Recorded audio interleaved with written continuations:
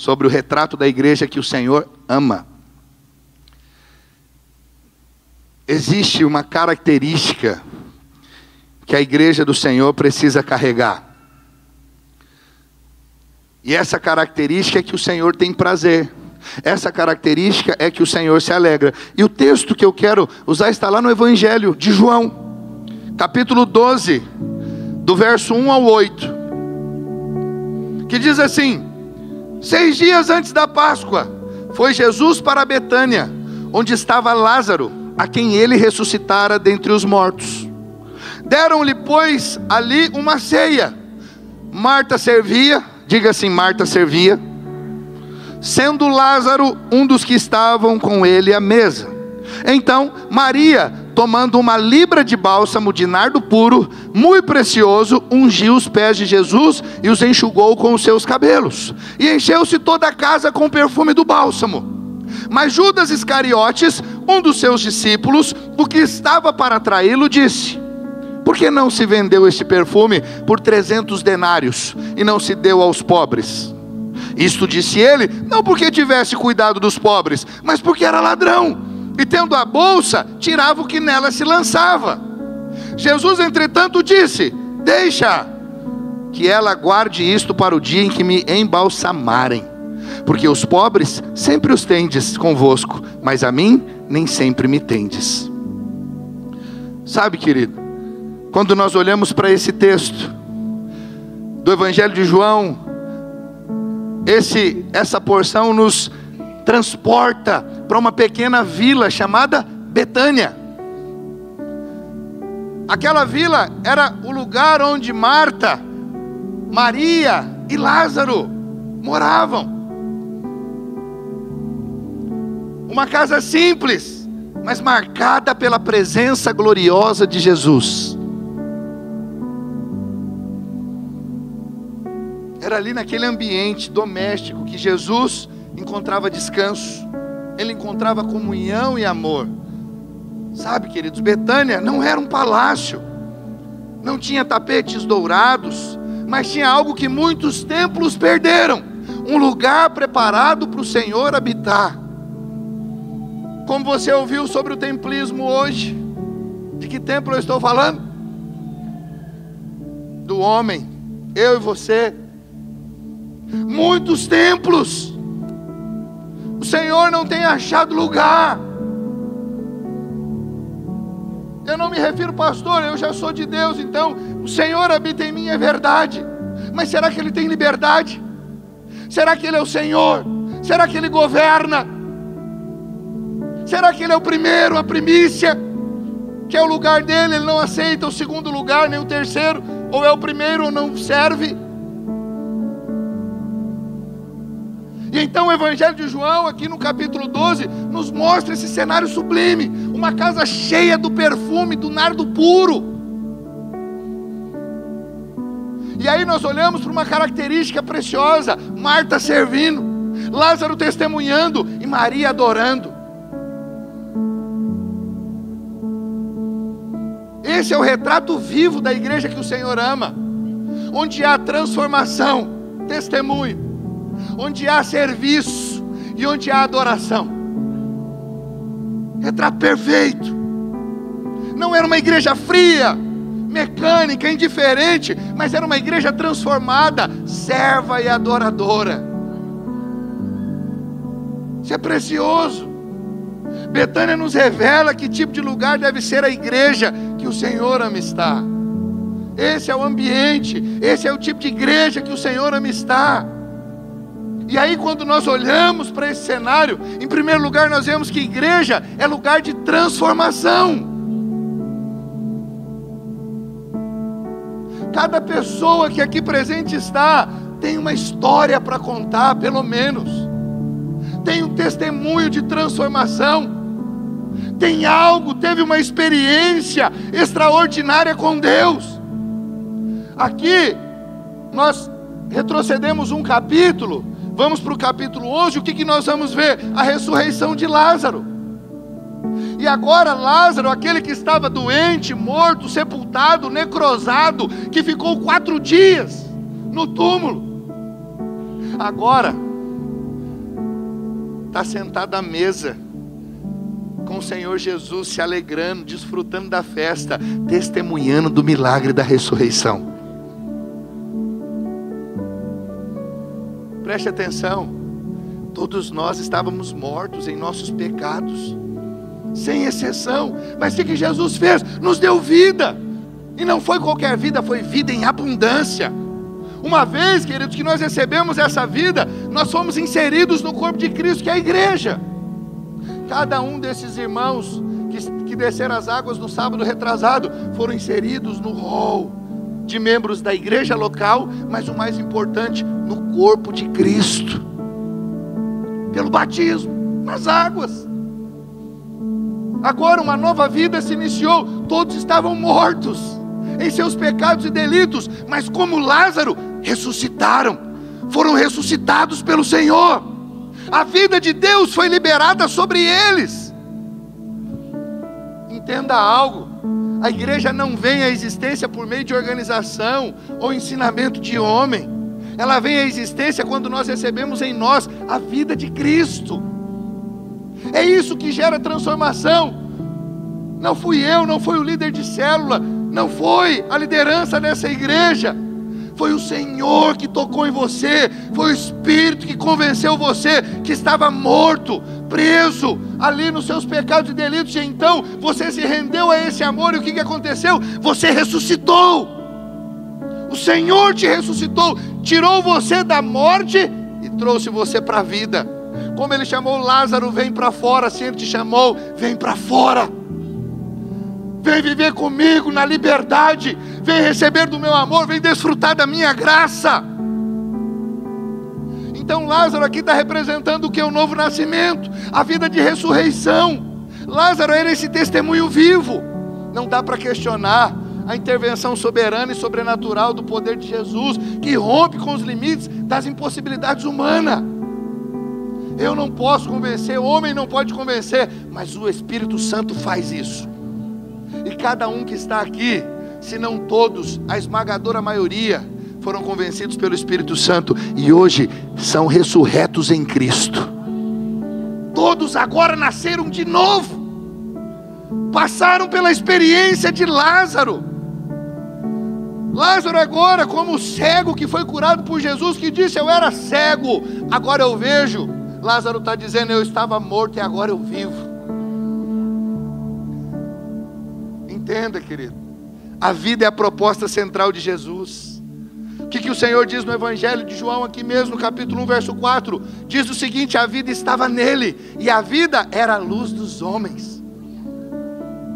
Só Jesus tem a vida, e por meio dele nós recebemos essa vida, e então somos iluminados. Agora nós não andamos mais em trevas, porque a luz do Senhor brilhou em nós. A vida de Jesus em nós é o fluir dos rios de água viva, representado pelo Espírito Santo de Deus, que do nosso interior fluirão rios de águas vivas, porque agora Ele passou a fazer morada em nós. Estávamos presos, mortos nos nossos pecados e delitos, mas agora temos a vida de Deus.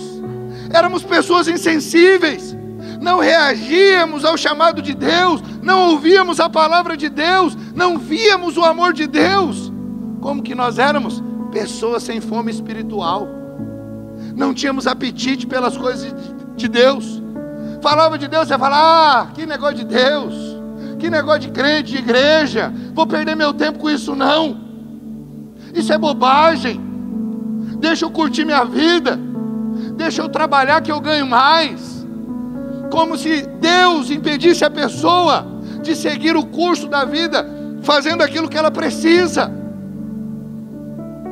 Pelo contrário, a vida que Deus libera sobre nós potencializa tudo à nossa volta. O nosso trabalho prospera, o nosso casamento prospera, os nossos relacionamentos prosperam, porque a vida dele agora está em nós. O Senhor não vem para atrapalhar, o Senhor vem para nos salvar. Não é só para nos salvar da morte, é para nos salvar de nós mesmos, do nosso caráter manchado,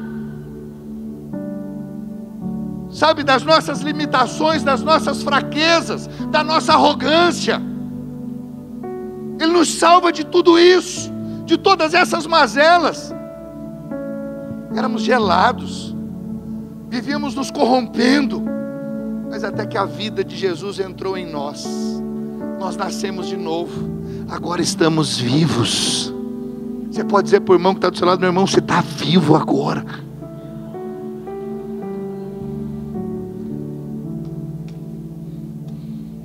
Se tem alguém que ainda não recebeu essa vida, que hoje você possa receber essa vida de Deus em você, entregando o seu coração, entregando tudo que você tem nas mãos dele, reconhecendo que só ele pode salvar.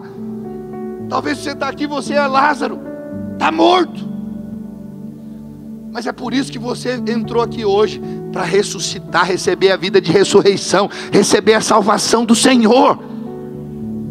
Agora eu e você que fomos salvos, estamos mortos, mas mortos para o quê? Para o pecado. Como Paulo diz, crucificados sim, mas para o mundo, mas para Deus estamos vivos. Aleluia! Do verso 9 ao 11 aqui, de João 12, nós vamos ver que muitos voltaram crendo em Jesus por causa do testemunho de Lázaro. Oh, meu irmão, preste atenção nisso. Isso nos mostra que Lázaro também representa o testemunho da igreja. Na igreja sempre há aqueles que têm um testemunho tão marcante, que trazem muitos para o Senhor. Talvez o seu testemunho seja igual ao meu. Meu testemunho, se eu contar, não é tão impactante. Eu acho que por isso que Deus me fez e me conduz a estudar a palavra e ser um mestre na palavra, porque o meu testemunho é muito mirradinho. Eu não sou ex-drogado, não fumei, não bebi, sabe? Não vivi na prostituição.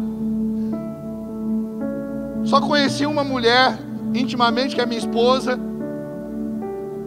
Eu não tenho testemunho, sabe? Aqueles caras falam: eu tomei 14 tiros nas costas, 3 no pescoço, fui enterrado, ressuscitei lá do túmulo, levantei igual o Jason no sexta-feira 13. Estava morto e de repente acordei, levantei, as balas começaram a pular do meu peito, igual um ciborgue. Sabe, tem gente que tem uns testemunhos assim. Você vê aqueles bruxos, ex-bruxo, ex-feiticeiro, você ouve aqueles testemunhos e você fica impressionado. Aquele cara, só de contar aquele testemunho, a turma fala: eu quero Jesus, eu quero Jesus.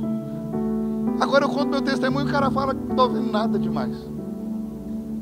Embora eu digo, é porque as pessoas olham para essas coisas, mas não tem testemunho mais poderoso do que receber a salvação do Senhor. Eu ia para o inferno igual aquele que era traficante. Morrer sem Jesus, você pode ser o cara mais legalzinho do mundo, você vai para o inferno.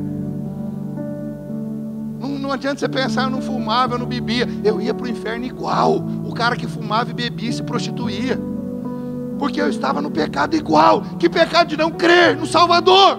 É o único pecado que nos leva à morte eterna, não crer em Cristo.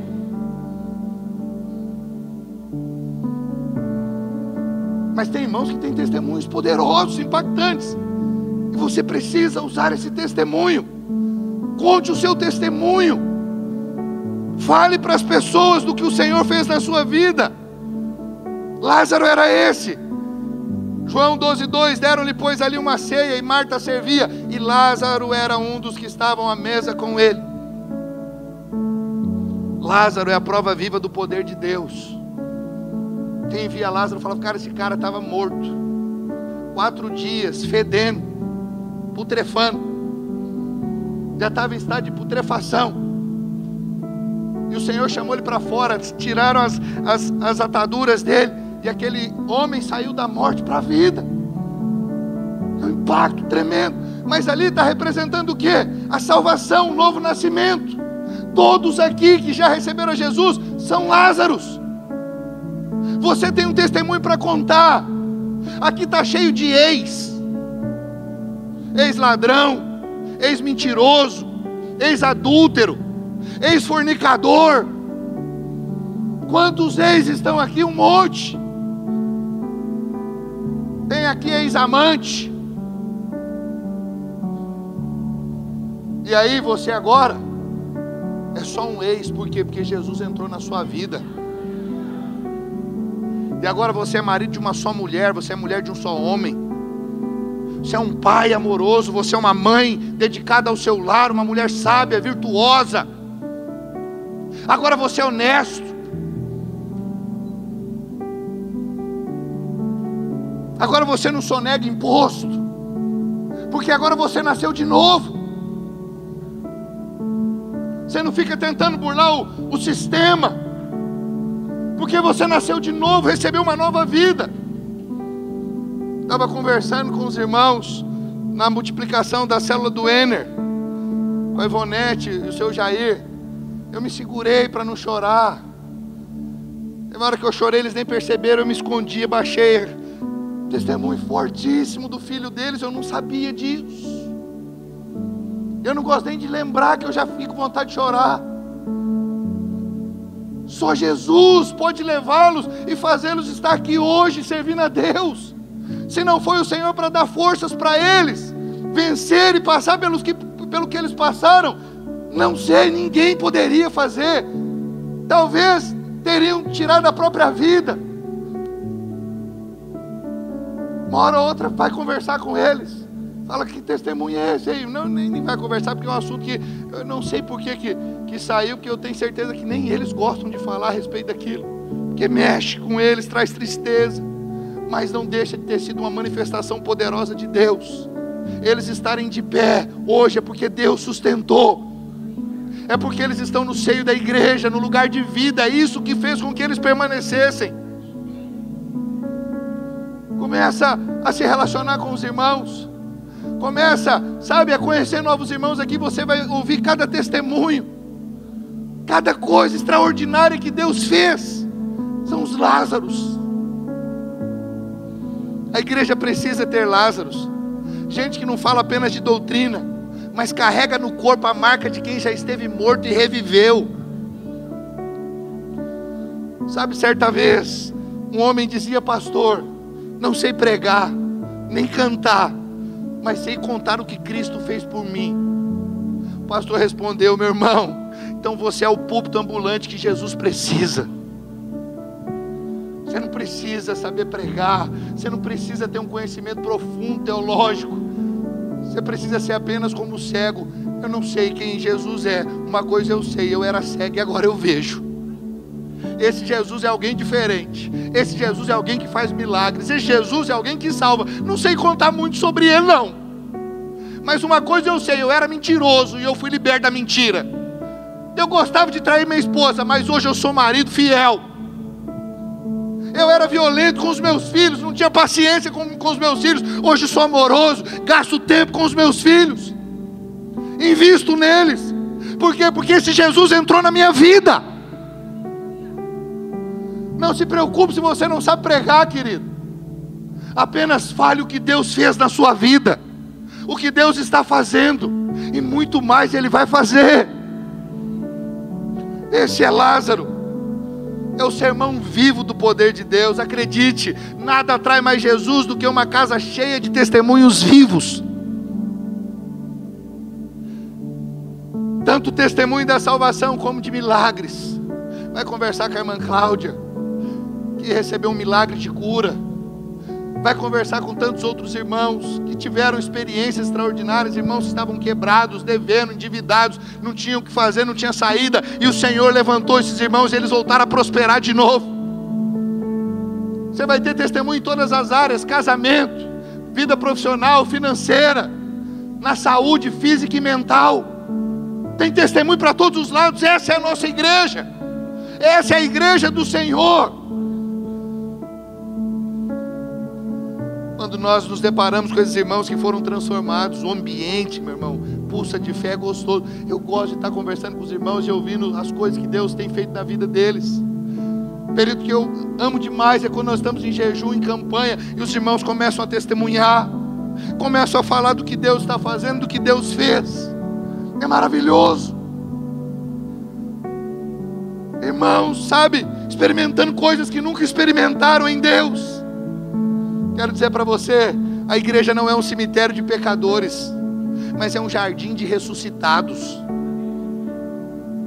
É isso que é a igreja, um jardim de ressuscitados. Homens e mulheres que estavam mortos, mas agora estão vivos para Deus. Mas sabe, aqui nós temos algo especial, que João oculta, João não fala. Além de Lázaro, nós temos um outro personagem que não aparece aqui no Evangelho, que também foi transformado. Nessa mesma casa se encontra essa pessoa, só que não é João que diz. Nós vamos encontrar nos evangelhos sinóticos, nós vamos encontrar em Marcos. Mateus, Marcos e Lucas, eles são sinóticos, eles têm em comum muitas coisas, eles narram coisas semelhantes, só que com óticas diferentes, mas episódios os mesmos. Enquanto João se detém mais em mostrar a pessoa de Jesus como Filho de Deus, como o Salvador, o Redentor,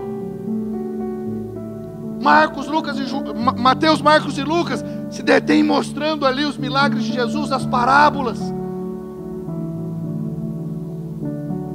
E Marcos, ele cita que essa casa não é de Marta, Maria e Lázaro.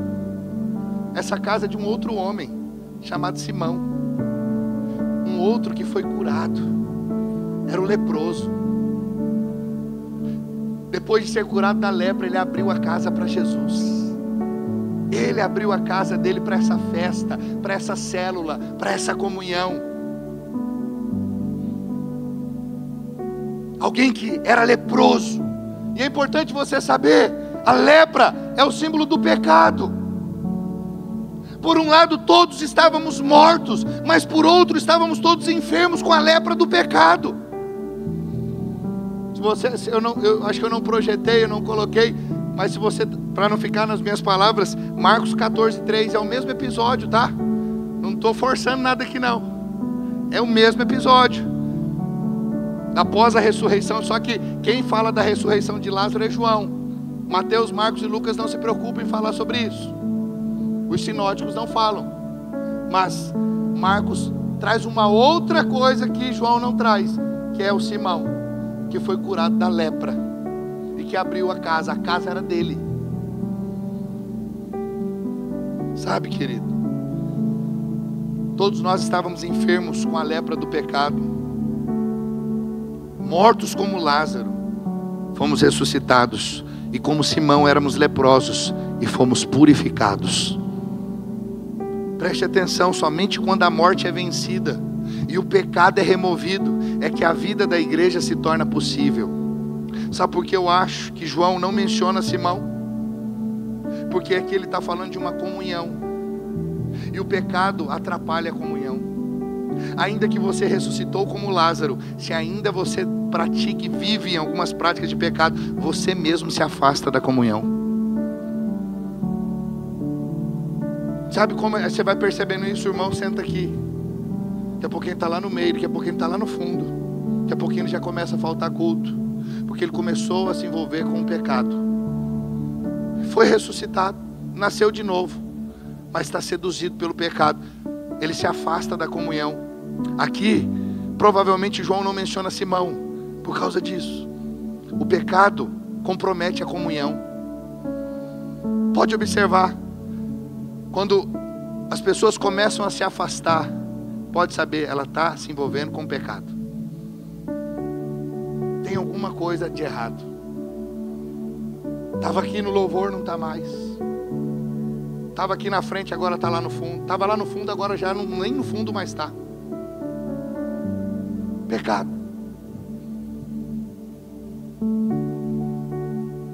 Pastor, mas o pecado foi vencido, mas o pecado ainda traz condenação e culpa.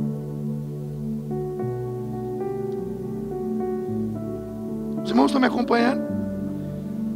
Antes de Jesus, nossa vida estava marcada pelas doenças do nosso caráter. Estávamos cheios de chagas, assim como Simão, mas ele nos curou. A lepra era uma doença terrível. E você vai ver isso na vida espiritual nossa. Quando o pecado entra, quando de alguma maneira você flerta com o pecado, vai acontecendo algumas coisas na sua vida, como eu estou mencionando. Quais são as características da lepra? Primeiro, ela separa. ela faz separação. Quantos doentes nos relacionamentos, por conta do pecado, são separados do cônjuge, dos pais, dos filhos, da família, dos irmãos. Isso gera inimizades, mágoas. Quantos casais, quando há traição, adultério, você vai perceber que o casal se torna indiferente, a parte que está vivendo pecado se torna indiferente ao outro, porque não é neutro. O pecado gera culpa, gera condenação.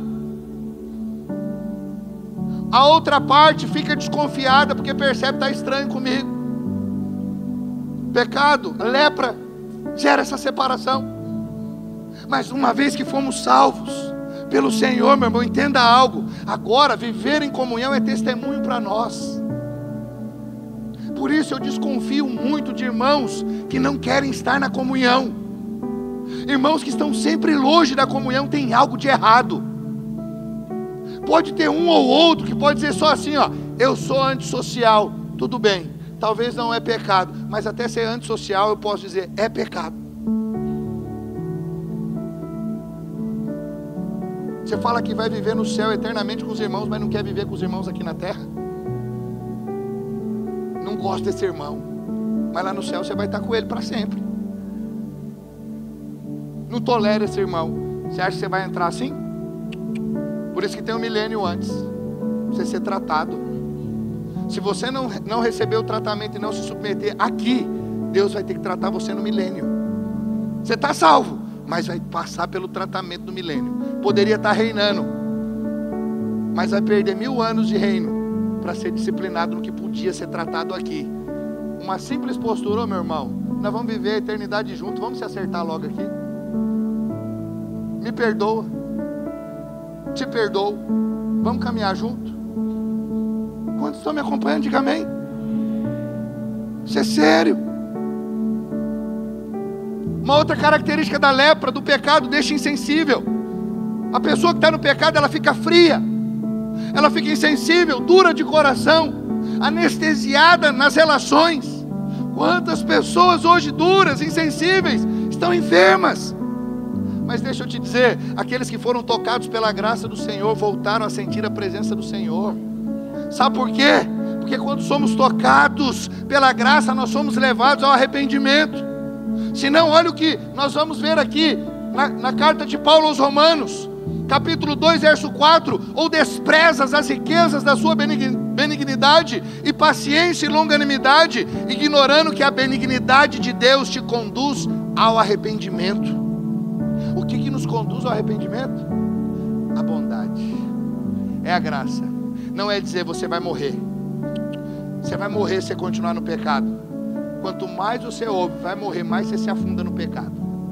Você fala, já que eu vou morrer mesmo, então deixa eu morrer com vontade. Já que eu vou morrer, não tem jeito, deixa eu me arrebentar. Mas quando você se depara com a graça e tem a revelação da graça, você fala, não, eu merecia morrer e o Senhor está me dando vida. Eu merecia ir para o inferno, Ele está me convidando para o céu. Eu merecia a morte, Ele está me dando vida. Meu Deus, aquilo te atrai. A bondade atrai, não repele. A lei faz você correr de Deus, mas a graça faz você correr para Deus. Porque pela lei eu tenho medo de Deus, porque eu não cumpro a lei. Mas pela graça eu quero estar com Deus, porque Ele me ama apesar de mim. Quantos estão entendendo? Diga amém. Mas uma outra característica do pecado, da lepra, é que deixa marcas. Quantas pessoas carregam as marcas, as feridas abertas, os sinais visíveis da sua dor, da sua enfermidade. Mas nós que fomos salvos, rompemos com o passado. Nós superamos as marcas do mundo, nos tornamos agora a família de Deus. Vencemos os traumas, por quê? Porque o Senhor nos tirou disso. Sabe, desse lago de mágoas. Como eu estava dizendo, o testemunho dos nossos irmãos que eu estava conversando, foi o Senhor que tirou isso, fez com que essas feridas fossem cicatrizadas e eles pudessem seguir em frente. Mas uma última característica da lepra é que ela contagia. Quantos dos que estão aqui já foram contaminados pela lepra que cobre o mundo? mas de forma sobrenatural foram curados e restaurados por Jesus, e reencontraram agora a alegria de viver. Veja, o que aconteceu conosco? Assim como aconteceu com Lázaro, ressuscitamos, fomos ressuscitados pelo Senhor. Na mesma medida o Senhor nos purificou de todos os pecados, como Ele fez com Simão. E hoje somos nova criatura, e é alguém que o pecado não tem mais domínio e poder. Você pode dizer amém? Jesus amava ir a Betânia, porque ali era um lugar de muitos testemunhos. Esse é o retrato da igreja que o Senhor ama. Oh, meu irmão, graças a Deus, temos muitos testemunhos. Por isso eu creio que a nossa igreja é uma Betânia que o Senhor pode estar. A igreja é o lugar onde os intocáveis são tocados, os esquecidos são lembrados, os feridos são curados. É onde o ex-leproso abre as portas da casa e diz: entra, Senhor, porque aqui tu és bem-vindo. Oh, guarde isso no seu coração. Quem um dia foi leproso, mas foi curado, sente a alegria de abrir a casa para Jesus. É por isso que nós temos tantos anfitriões aqui, porque reconhecem: eu era leproso, o Senhor me purificou, o mínimo que eu faço hoje é abrir a minha porta para Jesus. Eu não quero mais ficar sem a presença gloriosa do Senhor Jesus no meu lar. Quantos podem dizer amém? Mas em segundo lugar, a igreja não é apenas lugar de transformação, como nós vimos na vida de Lázaro e na vida de Simão, mas é um lugar de serviço. Quando você e eu olhamos para Lázaro e Simão, nós vemos esse testemunho vivo que damos a respeito da nossa vida. E o que eles fizeram? Nada. Apenas ficaram ali tendo comunhão com o Senhor. A vida deles era um testemunho vivo. Escute, meu irmão, todos devemos ter também esse testemunho de vida e purificação. Eu tenho certeza que todos, se não a esmagadora maioria aqui já tem esse testemunho. Mas veja, depois que nós passamos por isso, nós somos introduzidos num novo estágio, que é o estágio do serviço. Agora, como Marta, nós também somos esses servos. A igreja é constituída por Martas. Enquanto Lázaro e Simão apontam para o testemunho, Marta aponta para o serviço. Sabe o que muitas vezes as pessoas pensam? E até mesmo por entender errado, acham que Marta é menos importante do que Maria ou Lázaro. Mas eu preciso te dizer, querido, a igreja não pode existir sem aqueles que servem. A igreja não pode existir sem as Martas. João 12:2, deram-lhe, pois, ali uma ceia. Marta servia.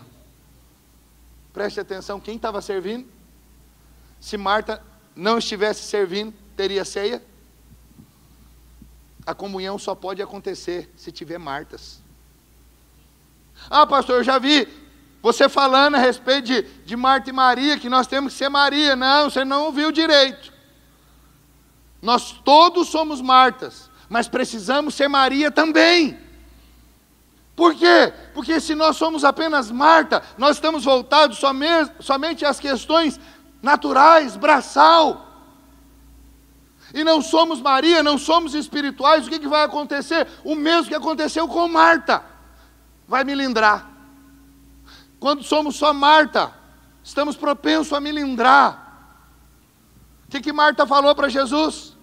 Senhor, não te importas que enquanto eu estou aqui passando café, limpando o chão, preparando tudo, fazendo bolinho de chuva, aqui para a comunhão, essa minha irmã aí só fica sentadinha te ouvindo. Ela critica Maria, ela está chateada, porque ela está lá ralando e Maria está lá sentada ouvindo. Mas Jesus falou o que para ela? Marta, Marta, uma coisa é necessária. E essa coisa, Maria escolheu. E essa é a boa parte que nós acabamos de cantar, não será tirado dela. Então preste atenção, o Senhor chamou a atenção de Marta, para estar fazendo bolinho de chuva, está limpando, arrumando, organizando as cadeiras da célula. Não chamou atenção, só falou: Marta, Maria escolheu a boa parte. Você também pode escolher. Simples assim. Antes de eu chegar, deixa tudo preparado. Quando eu chegar, você senta. É só fazer com antecedência. Não deixa para arrumar a célula na hora. Já deixa tudo pronto. Chegar lá agora, você vai só ouvir, você vai ser Maria agora. Está tudo pronto, café passado, bolinho de chuva feito. Tá, agora eu vou ouvir a palavra, eu vou compartilhar, eu também vou ser Maria agora. Você está entendendo? Mas Marta é necessário, a igreja não pode ficar sem Marta. Todos nós somos Marta em uma medida, mas todos nós precisamos ser Maria também. Os irmãos me acompanham, amém? Nós precisamos desses irmãos práticos, ativos, vivos, eficientes. Se não fossem eles, não poderíamos desfrutar da comunhão com Jesus apropriadamente. Olha a festa da colheita que nós tivemos. Só aconteceu porque tem um monte de Marta. E um corre ali e compra o frango, o outro vai assar a carne, o outro acende o fogo, o outro passa o café, o outro faz o bolo, o outro vai no supermercado. É Marta. Se não tem as Martas, não acontece a comunhão. A comunhão só pode ser vivida se houverem as Martas. Amém, irmãos? Por isso não despreze aqueles que servem como se eles não fossem espirituais. Como eu já disse, é verdade, Maria tem escolhido a melhor parte, mas a função de Marta é essencial. É verdade que quando temos um Lázaro na igreja, ele vai atrair muitas pessoas, porque a sua vida é um testemunho ambulante do poder de Deus. Mas sabe, preste atenção, é Marta que vai ajudar a consolidar essas pessoas. Lázaro atrai, mas Marta é quem serve para que essas pessoas se firmem em Cristo. Quantas vezes vai ter aqui, ó, tem curso de batismo, tem curso das águas. E aí as irmãs caprichosas vêm, preparam o café, deixa ali, organiza. Você não faz ideia como aquilo alegra o nosso coração. A gente está ali preocupado, tem que preparar a palavra, organizar tal. Mas aí teve uma outra pessoa que teve esse encargo, foi ali, preparou o café, deixou tudo bonitinho, organizou. Parece algo que você fala, é bobagem, não é. Tem o seu valor. Hoje mesmo teve uma Marta para trazer, não trouxe, está aqui, ó. Olha aqui meu café aqui, ó. Uma Marta trouxe. Isso faz a diferença, pô. Você pensa que não, eu valorizo muito isso aqui. Só esse cheirinho aqui já faz eu pregar diferente. Eu fico mais animado. Até tinha esquecido, achei que a Marta não trouxe. Eu ia até falar aqui, ó, Marta esqueceu do meu café hoje. Não precisa lembrar, viu, Marta? Mas quando lembra eu fico feliz. Veja, isso é precioso. Olha os servos ali, coordenando, cuidando. Aí cuida do estacionamento. Você vê quando falta. Hoje eu cheguei e não vi, porque hoje parece que a equipe está reduzida, não vi. Servos no estacionamento, aí moto fica de um lado, aí atrapalha carro, o irmão estaciona atrás, aí o outro já fica brabo. Falta a Marta, fica bagunçado. Precisa dos servos, a igreja precisa das Martas. As Martas é importante, são importantes. Quando estão me acompanhando, diga amém. A igreja é lugar daqueles que servem a Jesus e aos irmãos, lugar daqueles que são capazes de lavar os pés uns dos outros, de consolar uns aos outros, de curar uns aos outros, de acolher uns aos outros. Acredite, meu irmão, a igreja só é digna do seu Senhor quando ela imita a vida dele. A palavra diz que o Senhor Jesus veio para servir. Ele diz que maior é o que serve. A igreja é o lugar onde os irmãos levam as cargas uns dos outros. Quantas vezes você passa por lutas, mas você lembra, eu não estou sozinho, tem os meus irmãos. Aí você liga para o líder. Eu estava falando com o casal ali, a Rafaele, acho que é Douglas que é o marido, que sofreu um acidente. Douglas, falando com ela no início ali do acidente, aí perguntando se ela está precisando de alguma coisa, suporte. Ela falando, não, está tudo certo, meu líder está aqui cuidando, passou o dia inteiro aqui no hospital comigo, sabe, com meu esposo, só pode entrar um por vez, está tudo certo, o cara que bateu está dando suporte. Eu falei, se precisar de alguma coisa, sabe, vocês não estão sozinhos. Mas quando ela falou, o líder está ali, eu falei, olha isso é maravilhoso. Na igreja nós não estamos sozinhos, estamos servindo uns aos outros.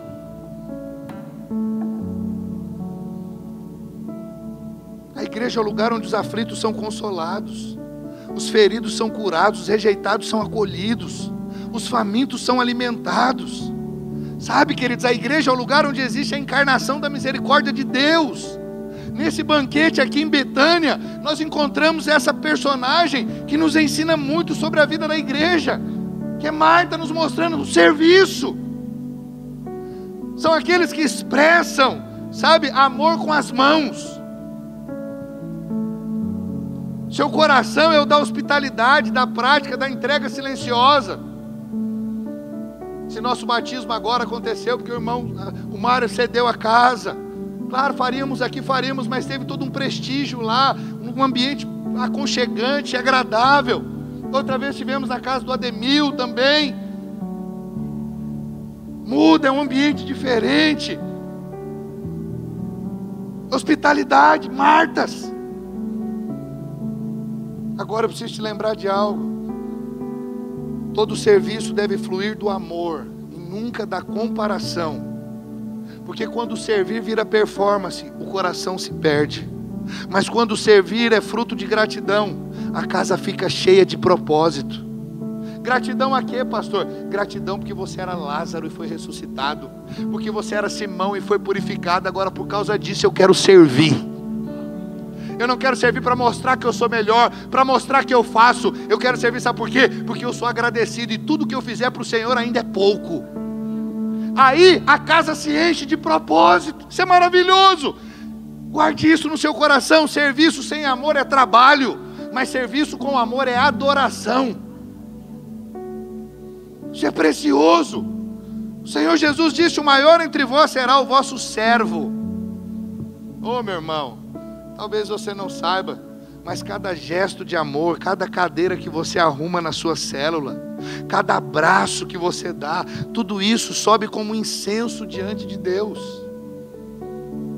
Sabe, cada momento que você vem aqui, traz o seu dízimo e a sua oferta, é incenso que sobe diante de Deus. Você está sendo alguém que é responsável por sustentar a igreja do Senhor nessa terra.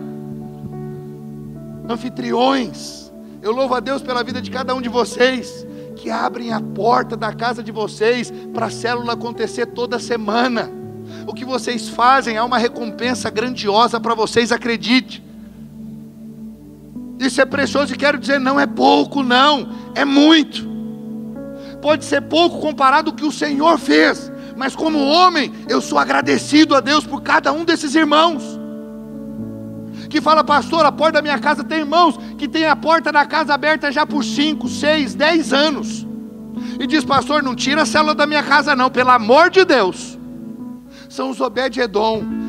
Não tira a arca daqui não, deixa a arca aqui. Deixa a célula aqui, essa célula é motivo de eu estar crescendo, prosperando. O Senhor tem me abençoado muito. Sabe, irmãos, você que tem um talento, você sabe quantos irmãos prestadores de serviço aqui, que ofertam a sua mão de obra. Posso dizer dos nossos pintores aqui, Zezinho, Luciano. Chega: pastor, não precisa, não vamos cobrar nada, só compra o material. E olha porque que o nosso prédio está bonito. Marta, olha lá fora, tudo pintadinho. Marta, quero dizer para vocês serão recompensados, já estão sendo e sabem disso. Mas eu faço questão de honrar vocês de púlpito. Nosso irmão novo, recém-chegado, acho que é Kleber, trabalha com refrigeração, ar-condicionado. Foi lá na nossa chácara, arrumou o bebedouro, arrumou a geladeira. Abençoou a igreja, mas não abençoou só a igreja. Cada irmão que estava lá na chácara e tomou um copinho de água gelada, foi porque ele arrumou aquele bebedouro. Cada refrigerante, cada coisa naquela geladeira refrigerando, foi porque ele arrumou. Quanto, irmão? Nada, pastor, nada. Quero abençoar a igreja. Quero dizer, vocês vão receber 100 vezes mais.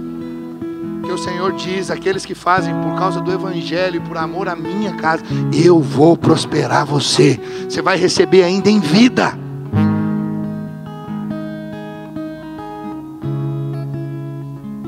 Tudo que você está fazendo aqui para o Senhor não é em vão. Daqui, ó, tá vendo tudo iluminadinho? O Gustavinho veio aqui, ó, trocou tudo, arrumou tudo, tá tudo brilhoso. Trocou todas as lâmpadas, estava queimada ali. Aleluia. Tudo isso é o serviço, vai redundar em bênção. vai redundar em bênção, em muitas bênçãos, acredite. Líderes, a igreja só pode avançar e crescer porque vocês se colocaram diante do Senhor e aceitaram o chamado dele para liderar uma célula, para discipular. A recompensa para vocês, a recompensa, tudo que nós estamos fazendo aqui, há uma recompensa grandiosa do nosso Senhor para nós. Você pode dizer amém? Somos Marta, estamos aqui para servir, mas em último lugar, e para encerrar, a igreja é lugar de transformação, como vemos na vida de Lázaro e na vida de Simão. Mas é um lugar de serviço, como Marta representa, mas também é lugar de adoração. Aqui nós somos levados para um nível além. Nascemos de novo, fomos libertos, servimos ao Senhor. Mas agora, como Maria, nós somos aqueles adoradores extravagantes, apaixonados. Maria representa aqueles irmãos que amam tanto o Senhor, que derramam o que tem de mais precioso aos pés dele. Amam tanto o Senhor que lhe dão o melhor. Verso 3, então Maria, tomando ali uma libra de bálsamo de nardo puro, muito precioso, ungiu os pés de Jesus e os enxugou com os seus cabelos, e encheu-se toda a casa com o perfume do bálsamo.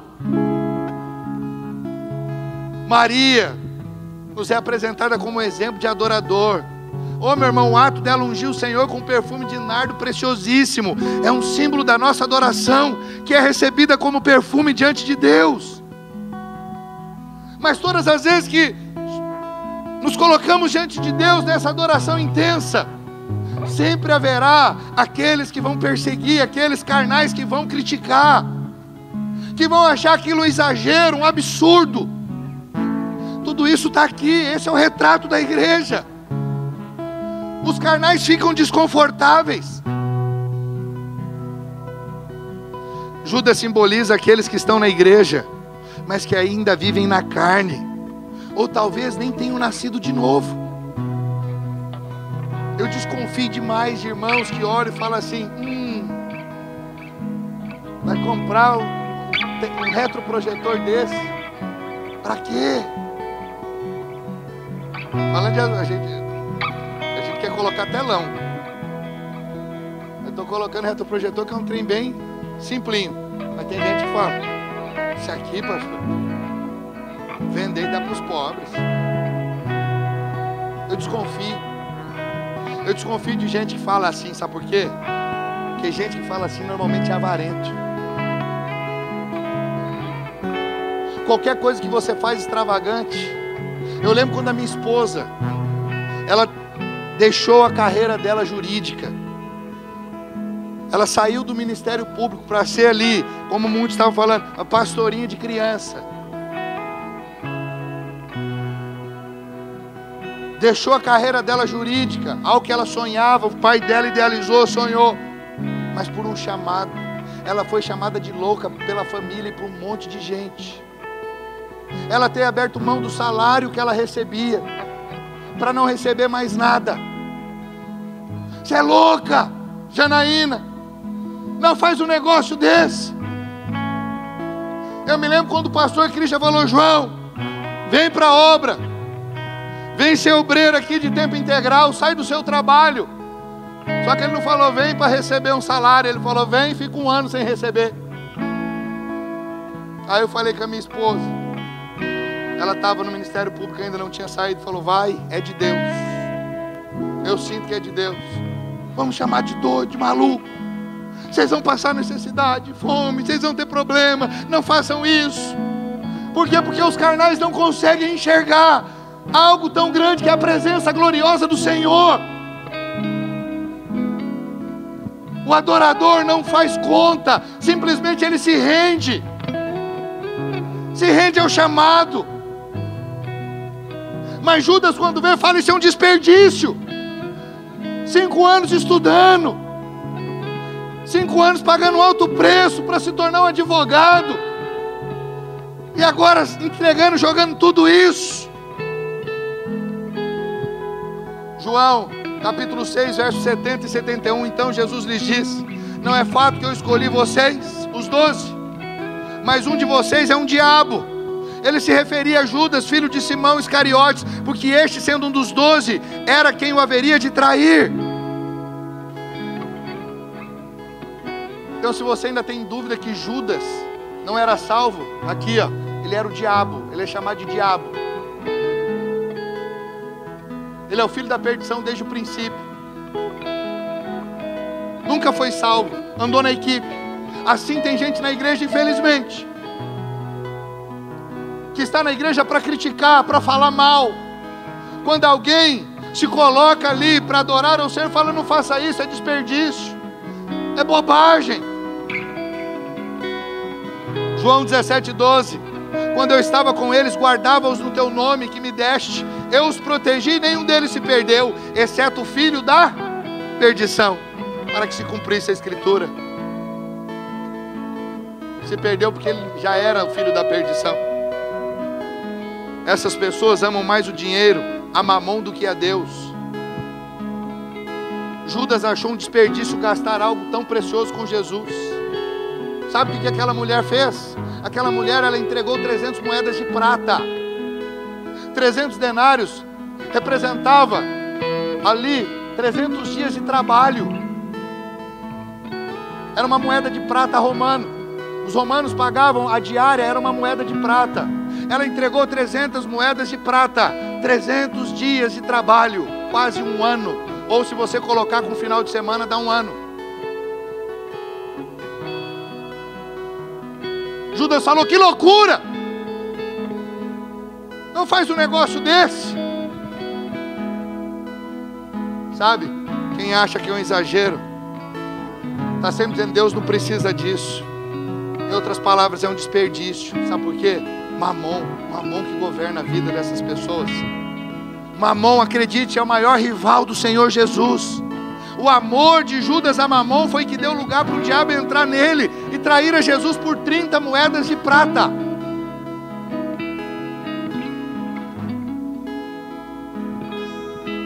Deixa eu te dizer algo. Sabe qual que é o motivo da maioria das pessoas não se envolverem na obra de Deus?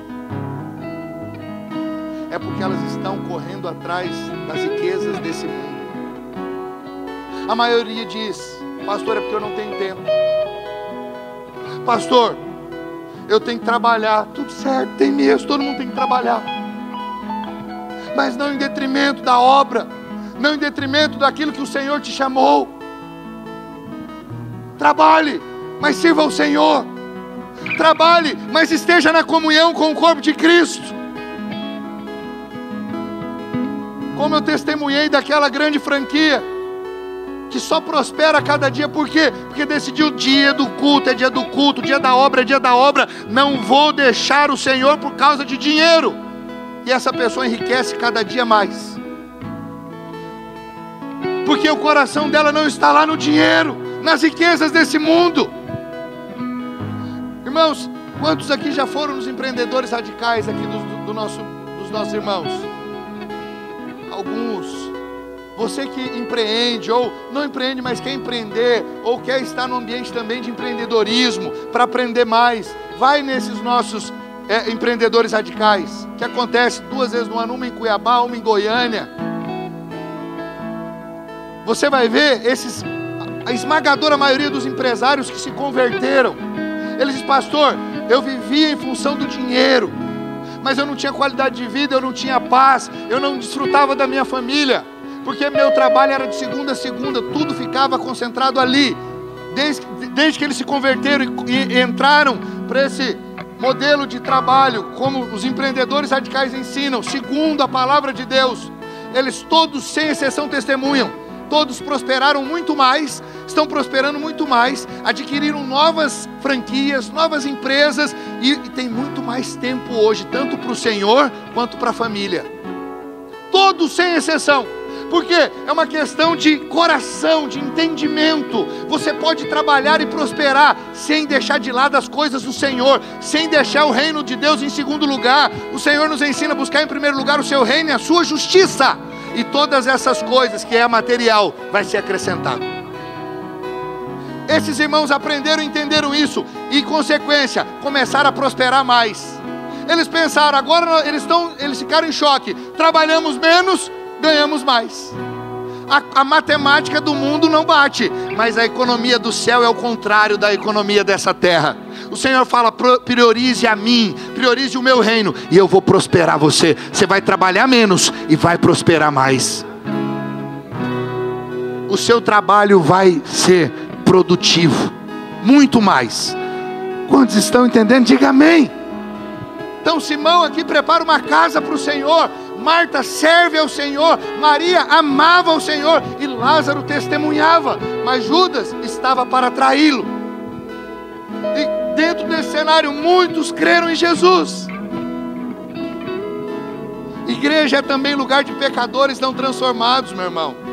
É triste saber que existem pessoas na igreja que jamais foram transformadas. Judas talvez tivesse ali o melhor currículo religioso, era judeu, discípulo de Jesus, tesoureiro da Associação Missionária de Jesus, mas não era convertido. Sabe onde Judas caiu? No ponto forte dele. Ele devia ser talentoso no trato com o dinheiro. Jesus, mesmo conhecendo o coração de Judas, o que fez? Conferiu a ele o privilégio de ser tesoureiro. Para quê? Para chegar ao coração dele. Judas tinha o dom de administrar o dinheiro e chegou a querê-lo tanto que se converteu primeiro em ladrão e logo em traidor por causa do dinheiro.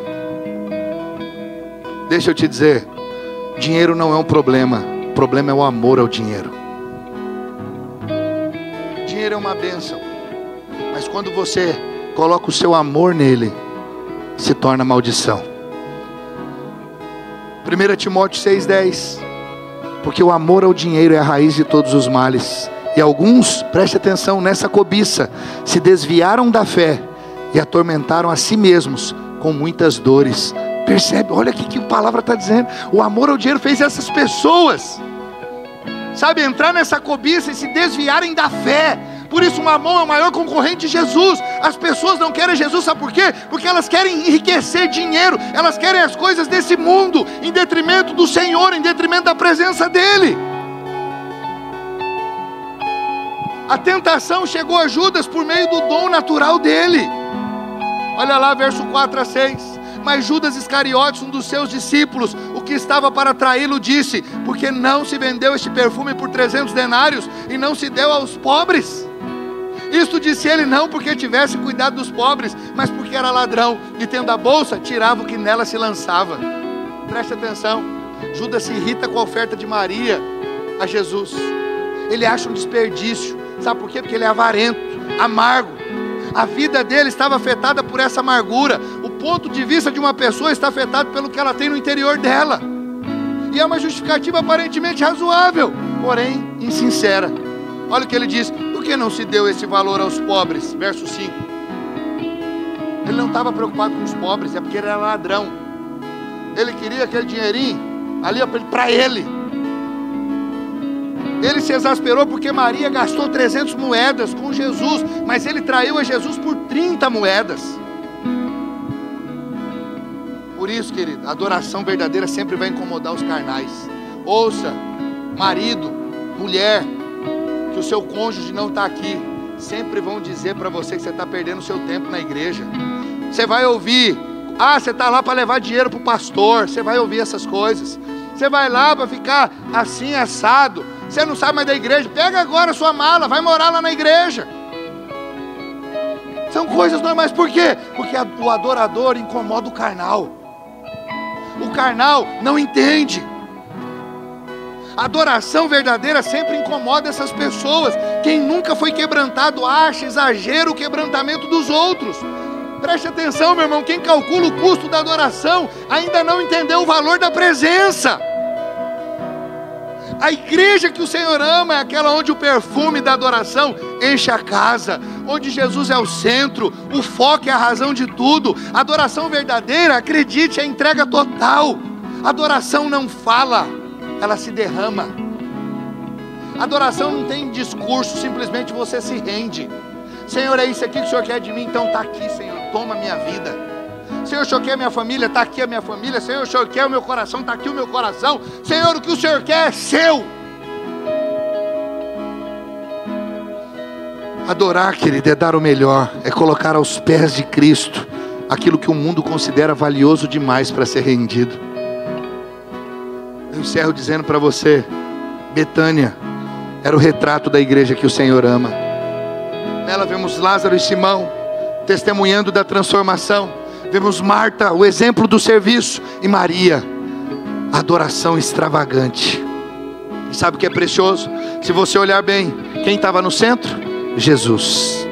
Onde há testemunho, serviço e adoração, Jesus sempre se manifesta. O mesmo Jesus que foi para Betânia, eu quero te dizer, está aqui nessa noite.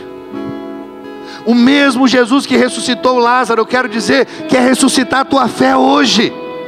O mesmo Jesus que curou a Simão, quer curar seu coração ferido hoje. Irmãos, eu quero te dizer algo antes de encerrar e nós orarmos.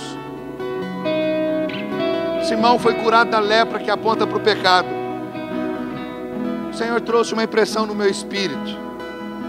Tem irmãos que estão com a vida bloqueada, porque ainda tem resquício de lepra na sua vida. Mas não é essa lepra, esse pecado escandaloso. Não é o adultério. Não é esses pecados grosseiros. Não. Tem irmão que está com a vida paralisada aqui, sabe por quê? Porque tem um coração ressentido, tem um coração magoado com irmãos, e não resolvem, e não querem resolver. E o Senhor me diz mais, essas pessoas ouvem isso e dizem, não é para mim. Isso não é para mim, eu não sou essa pessoa. Mas o Senhor está dizendo para você, sim, você é essa pessoa. Você sabe que é com você. O Senhor está dizendo, vai acertar isso, vai acertar esse ressentimento. Você vai morar com essas pessoas eternamente no céu. Então, alinha enquanto está a caminho, resolva agora. Pare com esse negócio de ficar olhando, mas fulano, eu não concordo com fulano, Beltrano, eu não gosto dele, fulano, eu acho isso e assado. Vai resolver. Somos igreja, somos irmãos em Cristo. Que família que é essa que fica dividida? Que família que é essa que você passa de largo quando o irmão vem passando pelo seu caminho? Que família que é essa que você não quer estar com o irmão e conversar com o irmão? O Senhor está dizendo, isso está te paralisando, isso está te atrapalhando. Pecado é pecado, e pecado atrapalha a comunhão. Pode observar, essas pessoas não querem ter comunhão com quem eles estão magoados, ressentidos, porque não resolve. E o Senhor está dizendo, está paralisando.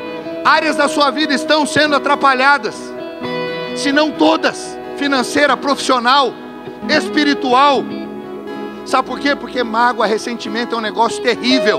É comida para demônio. Todo dia o diabo fica usando aquilo contra você. Alguém aqui convive com seus familiares dentro de casa brigado? Faz sentido? Quando dois não estão em concordância, o que acontece? O que eles fazem? Se separam. Ou você resolve, ou procura outro lugar. Você tem que resolver. Não faz sentido. Paulo diz que é completa derrota. 1 Coríntios 6,7: só existir entre vós demandas, já é completa derrota para vós outros, porque não sofreis antes a injustiça, porque não sofreis antes o dano. Querido, isso é sério. Por encargo a sua vida, ou a vida de mais pessoas. Não sei se é um, se é dois, são três, quantos são? Resolve, vai ter com o irmão enquanto está a caminho. Restaura essa comunhão. Tira esse alimento que tem sido dado para o diabo. Quantos estão entendendo? Diga amém. Não faz sentido. O que atrai o mundo, a igreja, a Cristo, é saber que nós somos unidos. O mundo é atraído à igreja por ver um povo unido, alegre, em comunhão. Quando a comunhão é comprometida, as pessoas olham e falam: para que eu vou naquele lugar lá que tem gente bicuda um com o outro? Os irmãos estão me entendendo? Resolva, querido. Resolva, querida. Isso é sério. Isso é uma exortação séria pela sua vida. Resolva. Você vai ver doenças, você vai ver coisas que estão travadas na sua vida sendo liberadas por um simples ato de se retratar com essas pessoas. Amém? Quero dizer para você, mesmo Jesus que recebeu o perfume de Maria, quer receber hoje o perfume da sua adoração. O sinal de adoração é falar: Senhor, se eu tenho que me retratar, eu vou me retratar. Isso é um ato de adoração. Eu quero estar alinhado com o Senhor, com a tua palavra. Eu quero prosperar. Você pode dizer amém? Fique de pé onde você está.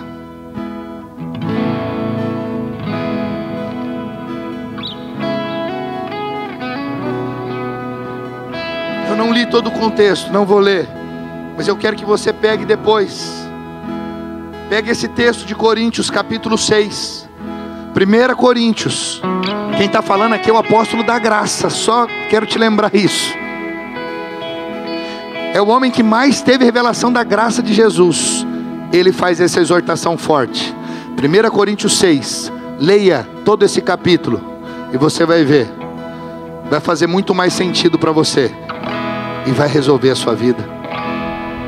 Resolva. Para o seu avanço, para o seu crescimento.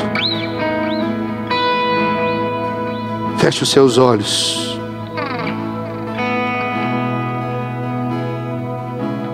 Coloque a sua vida diante do Senhor. Nesse momento diga para Ele: Senhor, obrigado, porque eu era Lázaro e o Senhor me tirou da morte e me trouxe para a vida, e a vida em abundância. Eu era Simão, o leproso, mas fui purificado, e por isso hoje eu sento à mesa com o Senhor. Hoje eu tenho comunhão com o Senhor. Diga: Senhor, como Marta, eu quero servir. Obrigado, Senhor, pelo privilégio que eu tenho de servir. Eu quero continuar servindo. Você que não serve, meu irmão, diga para o Senhor: Deus, me usa, eu quero servir a tua igreja, eu quero servir os meus irmãos de alguma maneira, eu quero ser mais atuante no corpo, eu quero ser mais ativo, eu quero, Senhor, ser um canal para que outras pessoas possam receber do teu amor, do evangelho, da tua graça. Senhor, e através do meu serviço, por ser grato, que eu possa, como Maria, ser esse adorador extravagante, esse adorador intenso, que não faz conta, porque ama a tua presença, que é quebrantado, que tudo que quer é a tua presença, que sem a sua presença a vida não faz sentido. Eramanamache, Ricao xerecancharemana, Eramanache, cancharamanarishe, Ricao cancharamana. Oh Espírito Santo, oh Espírito Santo, traz, Senhor, cura, sara corações, restaura relacionamentos nessa noite. Que essas pessoas que estão se escondendo na sua justiça própria, achando que estão certos, achando que eles não têm que se retratar, achando que eles não têm que procurar ter com o irmão, que hoje, Senhor, que hoje eles entendam e aceitem essa palavra e dizem: é para mim, eu vou resolver, eu quero ser inteiro de coração, eu não quero estar na presença do Senhor pela metade, eu não quero ser um cristão pela metade, eu quero ser um cristão inteiro, íntegro, eu quero ser alguém que se derrama aos pés, eu não quero ter discurso bonito, eu quero ter uma vida rendida aos pés do Senhor. Com a minha vida eu quero discursar, com os meus atos, com as minhas atitudes, eu quero mostrar, ó Deus, as verdades do Senhor, da tua palavra presentes em mim. Oh, aleluia. Aleluia.